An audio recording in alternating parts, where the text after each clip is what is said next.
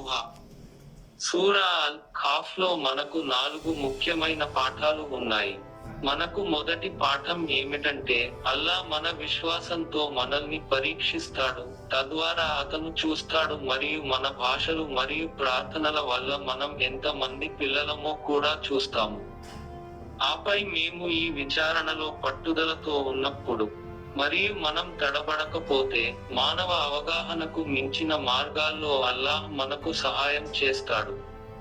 సూరా అల్ ఖాఫ్ మనకు నేర్పించే రెండవ పాఠం ఏమిటంటే, సంపద మరియు సంపద ప్రశంసలు మాత్రమే కాదు, అల్లాహ్కు మనం ఎంత కృతజ్ఞతలు తెలుపుతున్నామో చూడటానికి అవి మనకు పరీక్ష కూడా. ఈ లోకంలో మనకు ఏ మేలు లభించినా అది అల్లాహ్ నుండి వస్తుందని మనం మరచిపోకూడదు. మరియు ఆ మంచితనం మన చేతులను వదలకుండా ఉండాలంటే, మన ఆశీర్వాదాలలో మనం వినయంగా ఉండాలి.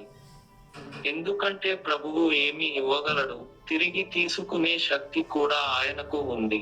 ప్రపంచం మరియు దానిలోని ప్రతిదీ పరిమిత మరియు తాత్కాలికమైనదని ఎప్పటికీ మరచిపోకూడదు. మూడో పాఠం ఏంటంటే, మన దగ్గర అన్నీ ఉన్నాయనే అహంకారానికి గురికాకుండా ఉండడమే పరీక్ష. ఉంది మనకు అన్నీ అందవు. సంపూర్ణ జ్ఞానం అల్లాహ్కు మాత్రమే చెందుతుంది. మాకు చాలా జ్ఞానం ఉంది, మరియు చాలా జ్ఞానం ద్వారా మనం అల్లాహ్ యొక్క జ్ఞానం మరియు ప్రయోజనాలను అర్థం చేసుకోలేము.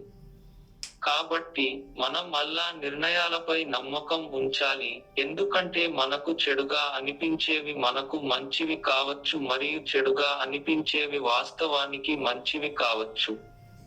నాల్గవ పాఠం ఏమిటంటే, బలాన్ని కూడా అల్లా పరీక్షించాడు. అతను ఎవరికి అధికారం ఇస్తాడు, అతను ఈ శక్తిని న్యాయం కోసం ఉపయోగిస్తాడా లేదా బలహీనులను అణిచివేసేందుకు ఉపయోగిస్తాడా అని అతను పరీక్షిస్తాడు. అలాగే ప్రతిదీ మన పరీక్ష. ఈ 4 వేర్వేరు కథలు మనకు ఒకే పాఠాన్ని నేర్పుతాయి. మరియు ఆ పాఠం ఏమిటంటే, ప్రతిదీ పరీక్షతో వస్తుంది. మరియు తన ప్రభువును మరచిపోనివాడు మాత్రమే ఈ పరీక్షలో ఉత్తీర్ణత సాధిస్తాడు. ఎందుకంటే వరం ఇచ్చినప్పుడు తిరుగుబాటు చేయడం మానవ స్వభావం. మరియు అతను తన పరిమితులను మరచిపోతాడు. మరియు అతని ఈ చర్య అతన్ని నాశనం చేస్తుంది. మనం నెరవేర్చాల్సిన అనేక బాధ్యతలతో ఆశీర్వాదాలు వస్తాయని మర్చిపోవద్దు.